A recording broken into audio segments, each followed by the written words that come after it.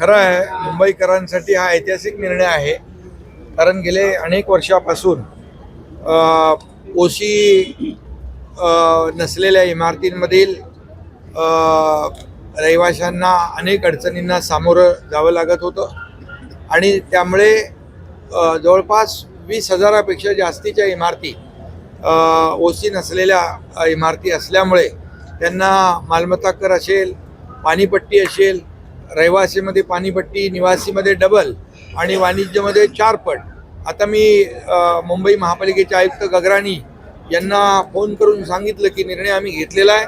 पाणीपट्टी तात्काळ या ठिकाणी जी दुप्पट आपण निवासीकडून घेतो ती जी नियमानुसार सिंगल घेतली पाहिजे ती या ठिकाणी घेण्याच्या सूचना आम्ही दिल्या. भातखळकर फोन केला त्यांना आणि त्याबरोबर या सर्व इमारतींचा पुनर्विकास करण्यासाठी शासनाने निर्णय घेतलेला आहे आणि ओशीची प्रक्रिया जलद गतीने करण्यासाठी जे काही नियोजन करणं आवश्यक आहे ते नियोजन करण्याचा निर्णय नगरविकास विभागाने घेतलेला आहे.